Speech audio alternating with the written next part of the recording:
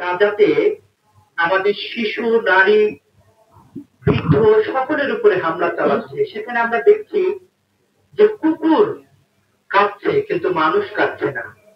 এই যে কষ্ট, এই যে দুঃখ, এই যে রমজান মাস, আজকে আমরা এখানে নানান রকম ইফতারি করব, কিন্তু সেই গাজায় আমার মুসলমান ভাইরা কি খাবেন সেটা কিন্তু আমরা জানি না।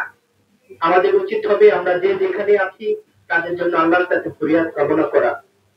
আমরা আমেরিকার যারা শাসক দল আছেন, ইসরায়েল যারা শাসক দল আছেন, তাদেরকে বলতে চাই, এই বর্বর নির্মম অত্যাচার এই রমজান মাসে সারা বিশ্বের মুসলমানদের দেখতে হবে, এটা আমরা কখনো ভাবতে পারিনি।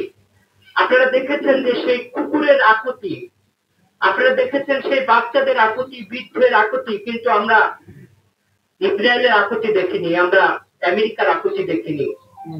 আজকে সেই বাচ্চাগুলোর কি নির্মম যেই অবস্থা, এই অবস্থা দেখলে আসলে যারা মানুষ বা মনুষ্যত্ব আছে তারা কখনো সুস্থ থাকতে পারে না, তাদের আবেগ কখনো সুস্থ থাকতে পারে না। কারণ আবেগ ছাড়া যেমন পৃথিবীতে চলা যায় না, তেমন বাস্তবতা ছাড়াও পৃথিবীতে চলা যায় না। বাস্তবতা, আবেগ দুটো নিয়েই মানুষকে থাকতে হয়।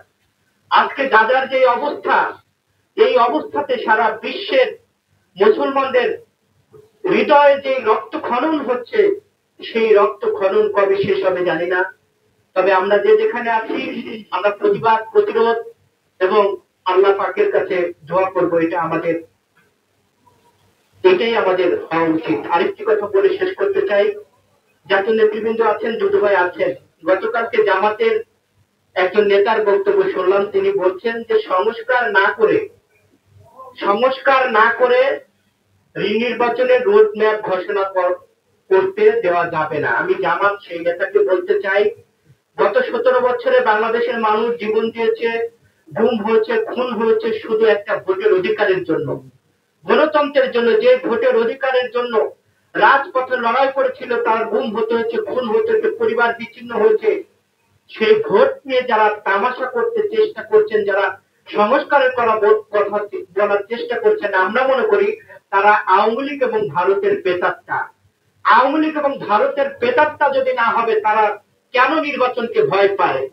জাতীয় নির্বাচন এদেশের মানুষের প্রত্যাশা, জাতীয় নির্বাচনের জন্য এদেশের মানুষ রক্ত দিয়েছে, জাতীয় নির্বাচনের জন্য এদেশের মানুষ জীবন দিয়েছে। কাজেই এই জাতীয় নির্বাচন নিয়ে যারা কালক্ষেপণ করবেন, যারা ষড়যন্ত্র করবেন, তাদেরকে আমরা রুখে দেব এদেশের জনগণকে নিয়ে।